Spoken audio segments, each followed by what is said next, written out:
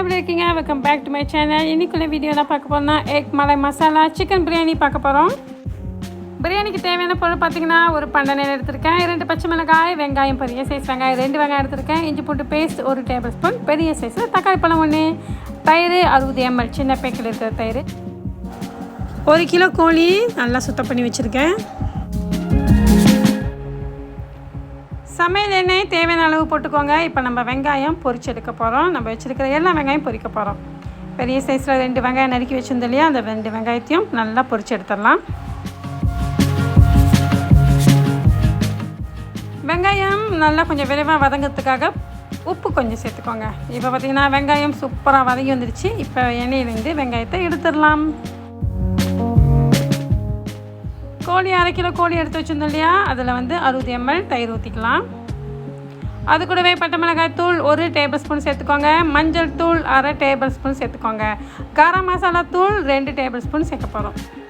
Biryani powder இருந்துச்சுன்னா தாராளமாக 1 table spoon சேர்த்துக்கோங்க.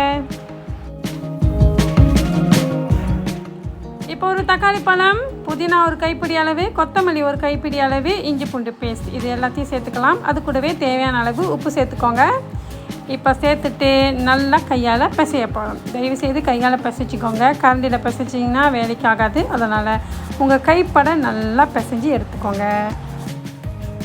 இப்போ கோழி நல்லா மிக்ஸ் பண்ணி எடுத்தாச்சு. பொரிச்சு வச்சுருக்க வெங்காயம் கொஞ்சம் எடுத்து வச்சுட்டு வெங்காயத்தை கோழியோடு சேர்த்துக்கோங்க. 1/2 மணி நேரம் நல்லா மூடி வச்சுருங்க. கோழி நல்லா ஊறட்டும். முதல்ல பிரியாணி பண்ணிடலாம். கடாய் அடுப்பில் வச்சுக்கோங்க.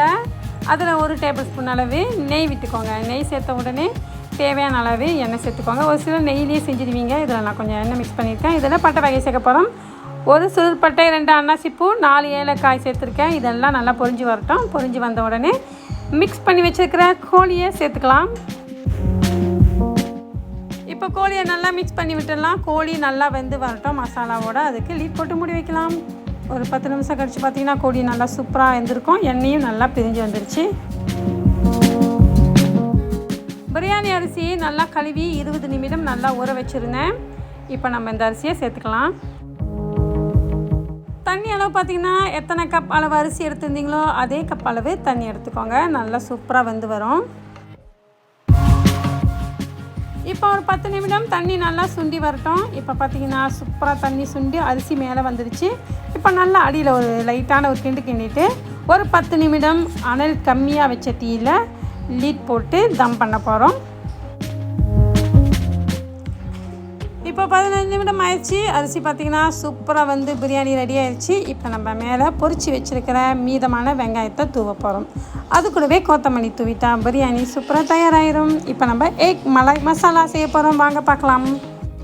நம்ம வெங்காயம் பொரிச்சோம் இல்லையா, அதே எண்ணெய் தான் யூஸ் பண்ண போகிறோம். அவிச்ச முட்டையை நம்ம பொரிச்சு எடுக்க போகிறோம். நம்ம ஏன் பொரிக்கணும்னா மேலே ஒரு கோட்டிங் லேயர் ரொம்ப நல்லாயிருக்கும். பொரிச்சு எடுத்து செஞ்சால் இந்த ப்ரௌன் கலரில் வர்ற மாதிரி நல்லா கோல்டன் ப்ரௌனில் வந்துடனோன்னு முட்டையை நீங்கள் கடாயிலேருந்து எடுத்துருங்க. ஒரு பேக்கெட் 60 ml இருக்கிற தயிர் 1 பேக்கெட் எடுத்துருக்கேன். முந்திரி பருப்பு ஒரு 10-15 முந்திரி பருப்பு, 1 கைப்பிடி அளவு கொத்தமல்லி, 1 கைப்பிடி அளவு புதினா, 2 பச்சை மிளகாய், 10 சின்ன வெங்காயம். இது எல்லாத்தையும் நம்ம கொஞ்சமாக தண்ணி விட்டு அரைச்செடுக்க போகிறோம். பிளெண்ட் பண்ணி எடுத்தாச்சு. இப்போ நம்ம எக் மலை மசாலா செய்ய போகிறோம். 1 ஸ்பூன் அளவு சீரகம், 2 சுருள்பட்டை, 2 அன்னாசி பூ எடுத்துருந்தேன். எண்ணெய் கடாயை நல்லா காஞ்சிட்டோன்னே சுருள்பட்டையை போட்டுருங்க. நல்லா பொரியட்டும். அதுக்கப்புறம் வெங்காயம் சேர்த்துக்கலாம். வெங்காயம் பொரிஞ்சிட்ட உடனே 2 கொத்து கருவேப்பிலை, அது கூடவே 1 டேபிள் ஸ்பூன் அளவு இஞ்சி பூண்டு பேஸ்ட்.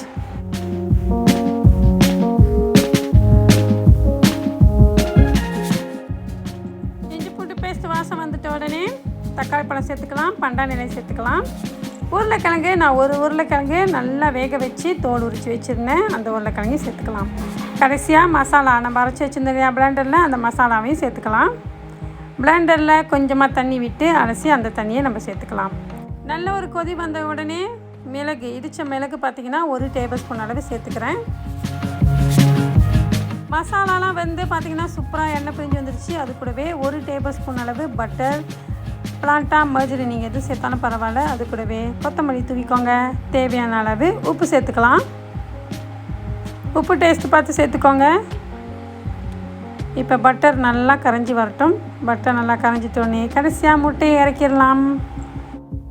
இந்த ஏக் மலாய் மசாலா பார்த்தீங்கன்னா சப்பாத்தியில் வச்சு சாப்பிட்டா கூட ரொம்பவே சூப்பராக இருக்கும். இப்போ நான் இன்றைக்கி பிரியாணியோட வச்சு சாப்பிட போகிறேன். ஏக் மலாய் மசாலா சூப்பராக தயாராகிடுச்சு, கோழி பிரியாணியும் சூப்பராக தயாராகிடுச்சு. வாங்க சாப்பிட்லாம். வாங்க. இன்றைக்குள்ள சமையல் சிக்கன் பிரியாணி, கோழி பிரியாணி, ஏக் முட்டை மலாய் மசாலா எப்படி இருக்குன்னு அஷிமா அம்மு சேவித் தான் சாப்பிட போகிறாங்க. வாங்க சாப்பிடுவாங்க. கண்டிப்பாக ட்ரை பண்ணுங்கள்.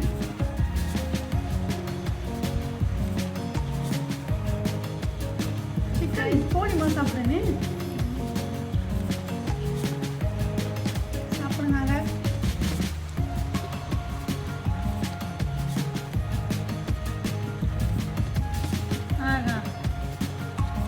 சோறு இருக்கு சாப்பிடு. சூடா இருக்கு, ரொம்ப சூடா இருக்கு. இப்பதான் சமைச்சது, அதான் சூடா இருக்கு.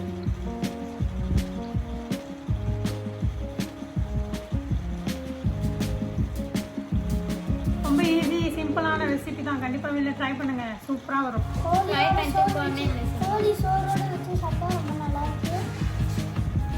முட்டை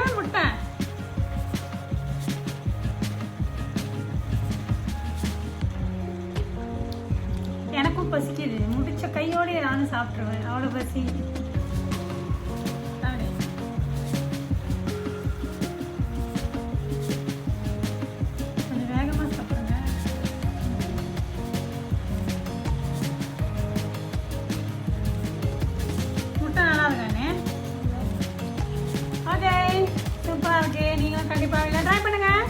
நெக்ஸ்ட் வீடியோவில் மீட் பண்ணுற வரைக்கும் இந்த வீடியோ பிடிச்சிருந்தா மறக்காம சப்ஸ்கிரைப் பண்ணுங்க, பெல் ஐக்கனை கிளிக் பண்ணிக்கோங்க.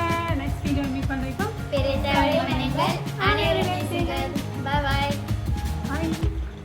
பாய் பாய் பாய்.